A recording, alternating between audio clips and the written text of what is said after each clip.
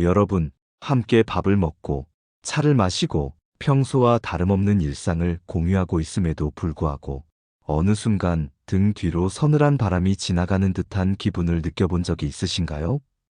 분명 눈앞에 그 사람이 앉아 있는데 그의 마음은 이미 수만 리 밖으로 멀어져 버린 것 같은 그 기묘하고도 쓸쓸한 예감 말입니다. 상대는 화를 내지도 않고 특별히 무례하게 구는 것도 아닌데 오히려 평소보다 더 차분하고 친절해 보이기도 하는데 왜 우리의 직감은 이토록 위험한 신호를 보내는 것일까요? 아마 많은 분들이 이 막연한 불안감 때문에 밤잠을 설친 경험이 있으실 겁니다.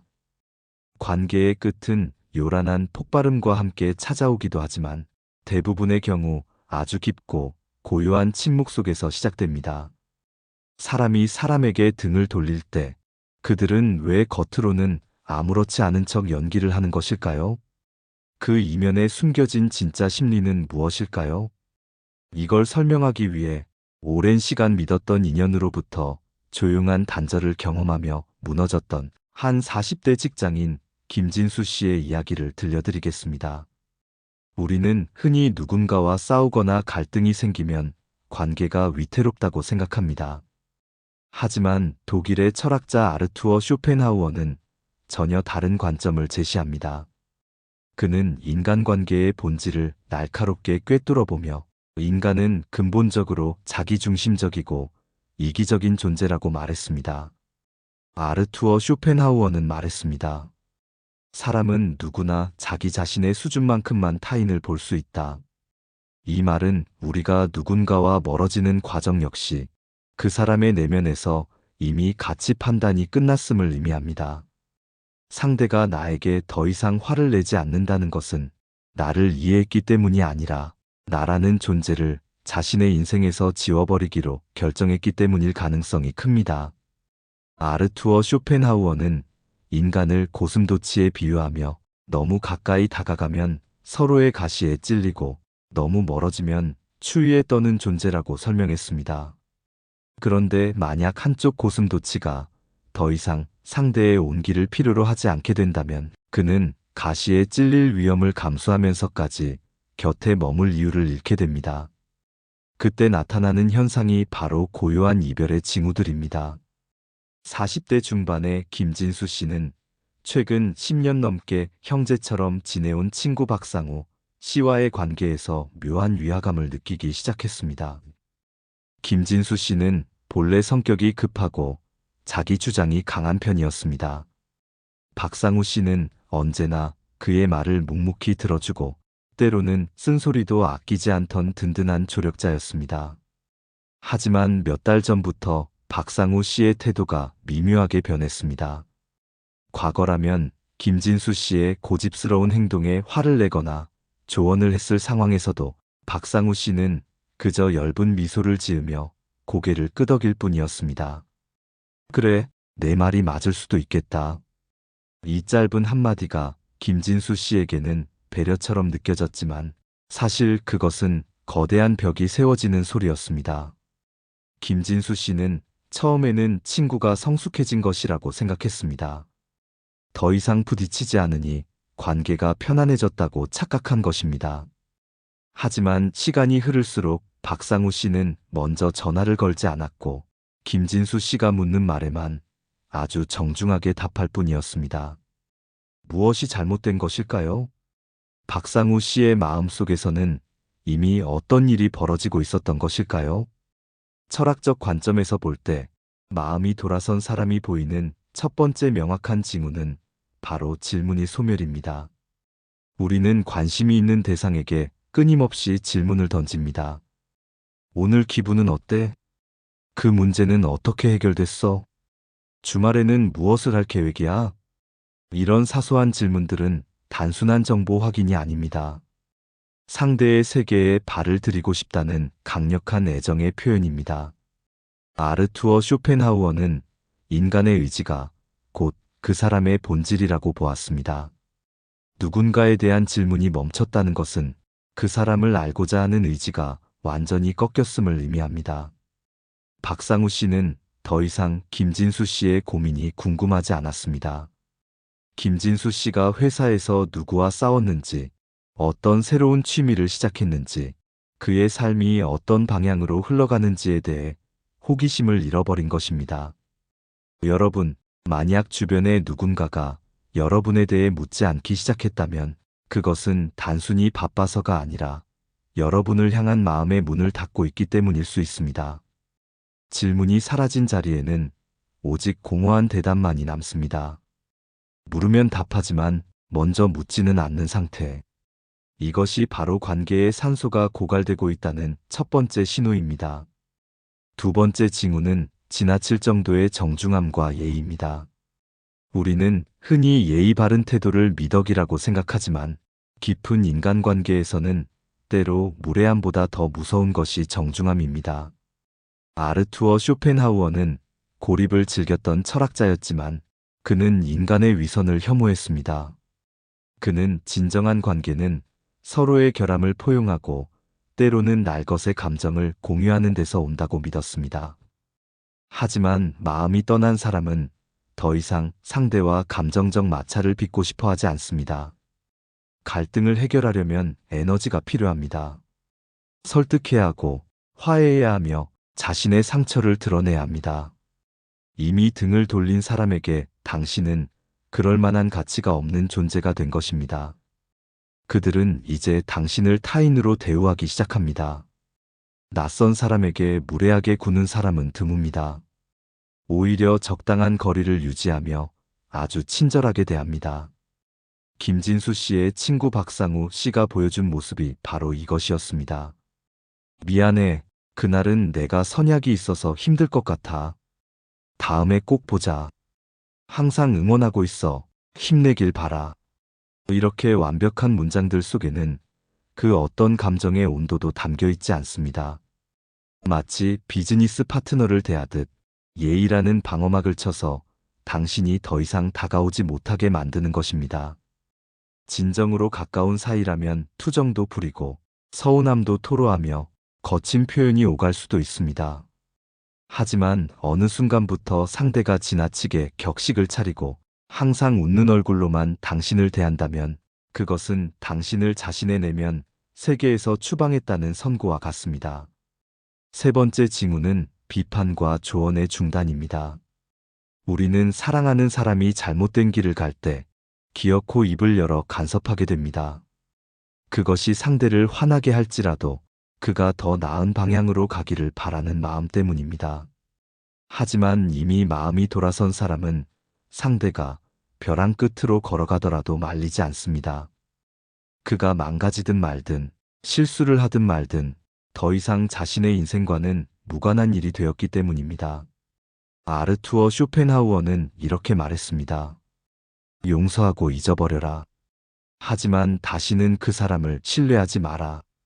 이 냉혹한 문장은 마음을 접은 사람의 심리를 대변합니다.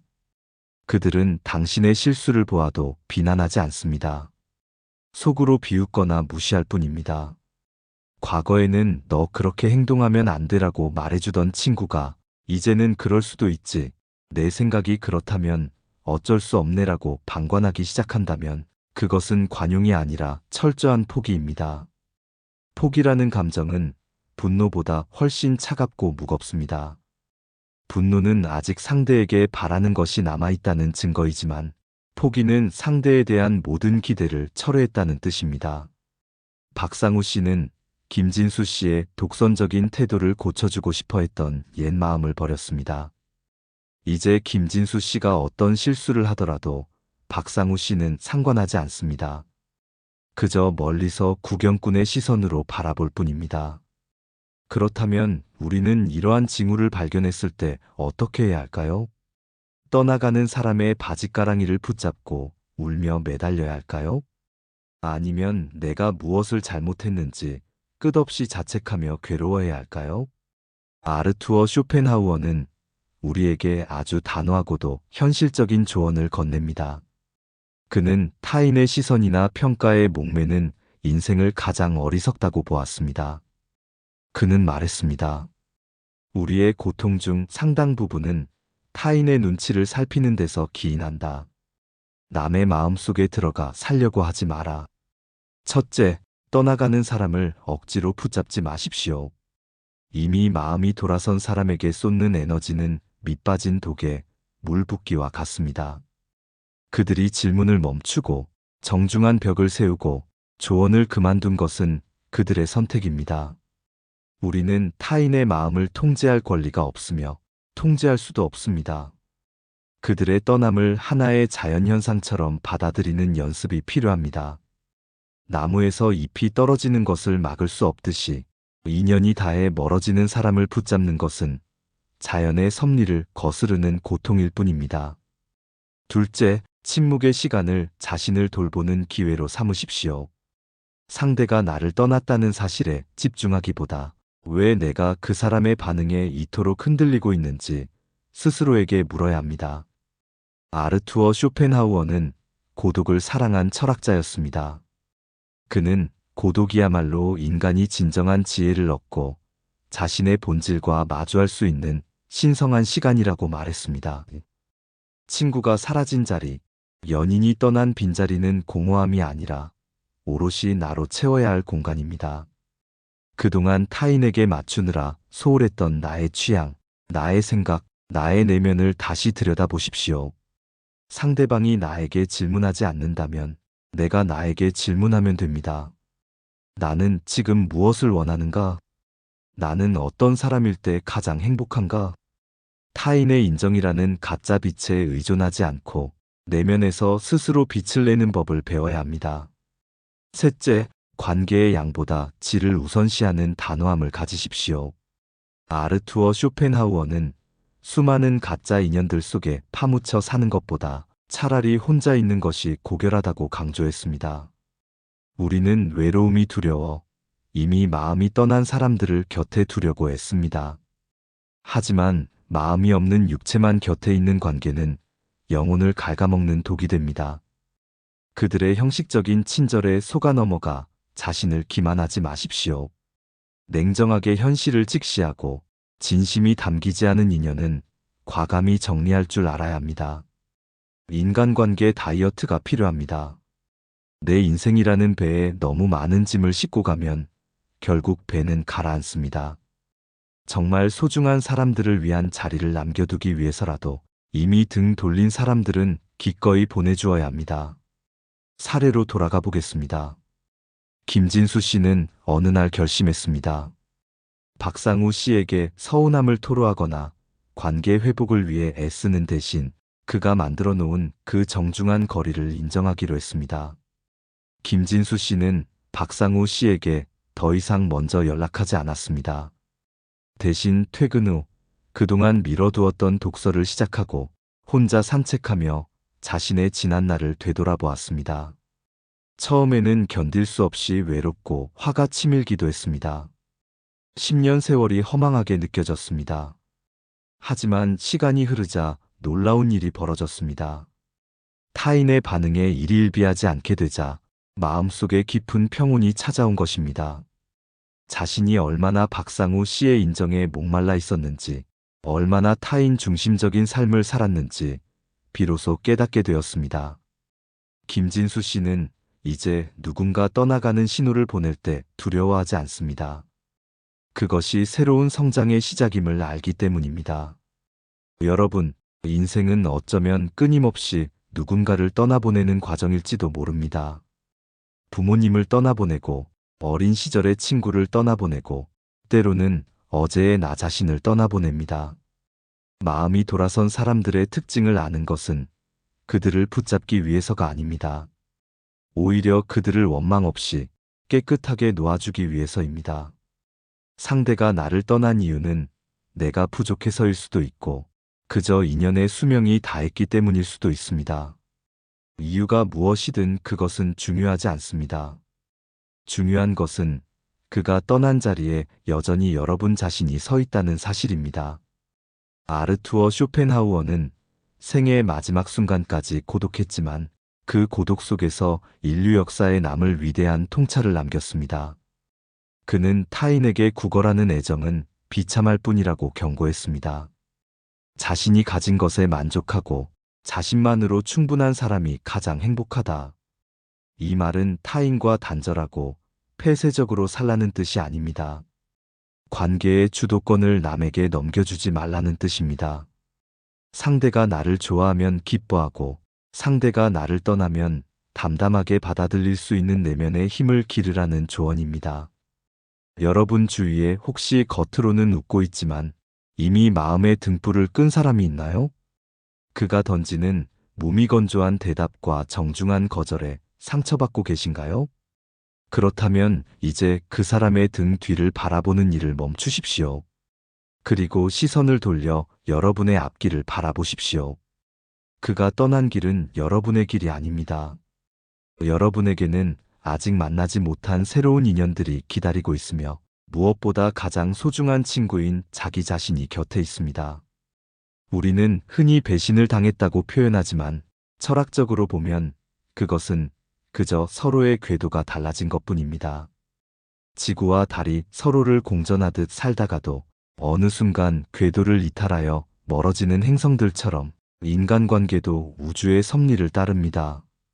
떠나가는 사람의 뒷모습을 보며 눈물 흘리기보다는 그가 머물렀던 시간 동안 내가 얻은 교훈이 무엇인지 곱씹어 보십시오. 그는 여러분에게 홀로 서는 법을 가르쳐 주기 위해 찾아온 스승이었을지도 모릅니다. 여러분, 이제 더 이상 질문하지 않는 그를 용서하십시오. 지나치게 예의 바른 그를 이해하십시오. 더 이상 당신을 비판하지 않는 그의 침묵을 받아들이십시오. 그것은 그가 나쁜 사람이기 때문이 아니라 그의 영혼이 다른 곳을 향하고 있기 때문입니다. 사람의 마음을 억지로 돌리는 것은 흐르는 강물을 거슬러 올라가는 것만큼이나 힘겨운 일입니다. 강물이 바다로 흘러가게 내버려 두듯 그의 마음도 흘러가게 두십시오. 인생의 후반전으로 갈수록 인연의 수는 줄어들고 남은 인연의 깊이는 깊어지기 마련입니다. 떠날 사람은 떠나고 남을 사람은 남습니다. 이미 마음이 돌아선 사람을 식별하는 세 가지 징후를 명심하되 그 징후를 발견했을 때 슬퍼하기보다 오히려 다행이라고 생각하십시오. 가짜 인연을 정리하고 진짜 나를 찾을 수 있는 골든타임이 온 것이니까요. 마지막으로 아르투어 쇼펜하우어의 말을 한 번 더 가슴에 새겨보겠습니다. 모든 이별은 죽음의 예행 연습이고 모든 만남은 부활의 예행 연습이다. 떠나보내는 연습을 잘하는 사람만이 새로운 인연을 온전히 맞이할 수 있습니다.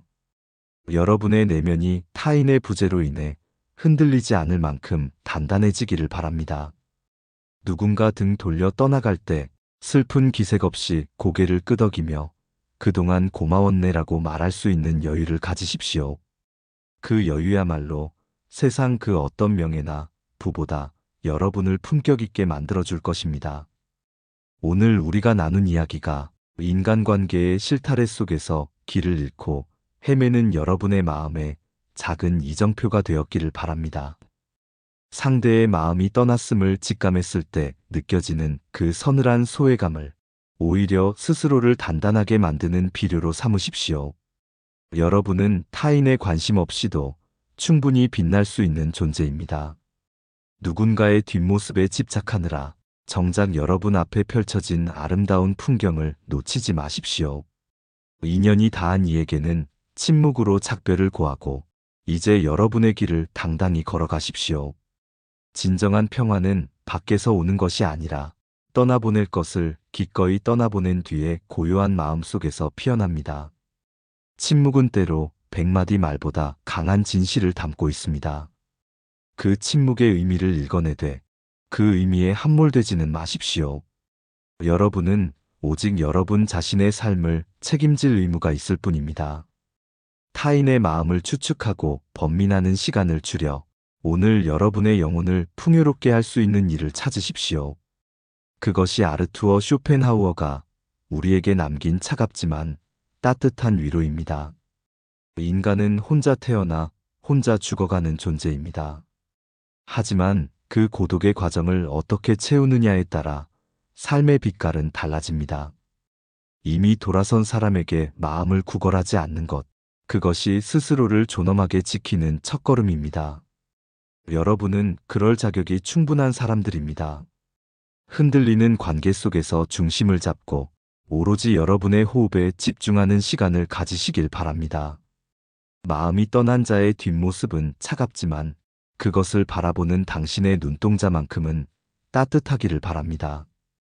그 따뜻함이 타인을 향한 구걸이 아닌 나 자신을 향한 자해가 될 때 우리는 비로소 관계라는 감옥에서 해방되어 진정한 자유를 누릴 수 있습니다.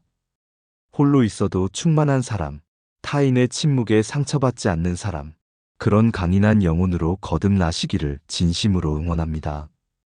이제 그만 그 사람에 대한 생각을 내려놓고 오늘 밤은 평온한 안식에 드시길 바랍니다. 세상의 모든 인연은 바람처럼 왔다가 바람처럼 갑니다. 바람을 붙잡으려 애쓰지 마십시오. 그저 지나가는 바람을 맞으며 그 시원함을 즐기면 그만입니다.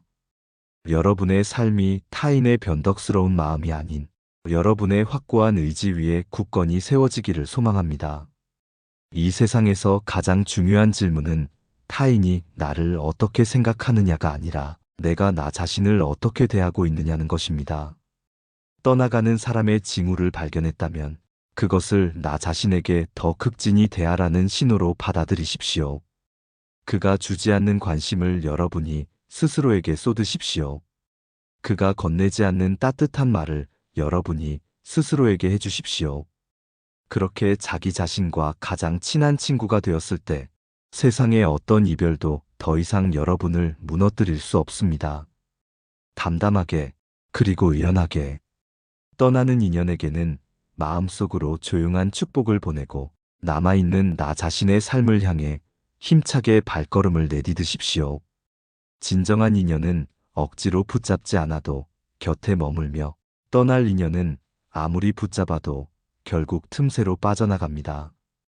이 단순한 진리를 받아들일 때 우리의 삶은 비로소 가벼워집니다. 오늘 여러분이 느꼈던 그 서늘한 예감이 오히려 여러분의 삶을 더 뜨겁고 진실하게 만드는 불꽃이 되기를 바랍니다. 타인의 시선에서 자유로워지는 그 순간 우리는 비로소 인생의 진짜 주인이 됩니다. 고독을 두려워하지 말고 그 고독 속에서 피어나는 강인함을 믿으십시오. 여러분의 앞길에 평온과 지혜가 가득하기를 빕니다. 사람의 마음이 돌아섰다는 사실을 깨닫는 순간은 분명 아픕니다. 하지만 그 아픔은 새로운 살이 돋기 위한 과정일 뿐입니다. 상처가 아물고 나면 그 자리는 이전보다 훨씬 더 단단해질 것입니다. 타인에게 기대었던 마음을 거두어드리고 나의 뿌리를 깊게 내리십시오. 폭풍우가 쳐도 흔들리지 않는 나무처럼 어떤 관계의 풍파에도 의연할 수 있는 여러분이 되시길 바랍니다. 긴 시간 동안 마음 아파하며 고민하셨던 여러분, 이제 그 고민의 짐을 내려놓으셔도 됩니다. 그가 떠난 것은 여러분의 잘못이 아닙니다. 그저 인연의 계절이 바뀌었을 뿐입니다. 봄이 가면 여름이 오고 가을이 오면 겨울이 오듯이 인간관계에도 계절이 있습니다. 지금 여러분의 관계가 겨울이라면 그 추위를 견디며 내면의 힘을 기르십시오. 그러면 반드시 또 다른 봄이 찾아와 새로운 꽃을 피울 것입니다. 마음이 돌아선 사람의 세 가지 징후, 질문의 소멸, 지나친 정중함, 그리고 비판의 부재. 이것들을 지혜롭게 식별하되 결코 그것에 매몰되지 마십시오. 여러분은 그보다 훨씬 크고 귀한 존재입니다. 타인의 작은 행동 하나에 여러분의 거대한 가치를 걸지 마십시오. 오늘도 고생 많으셨습니다. 자신을 꽉 안아주는 밤이 되시길 바랍니다.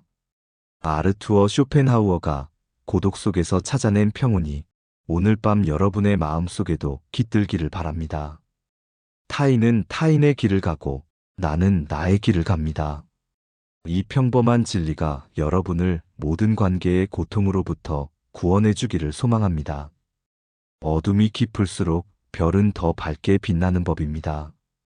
관계의 어둠 속에서 여러분이라는 별이 얼마나 눈부시게 빛나고 있는지 잊지 마십시오.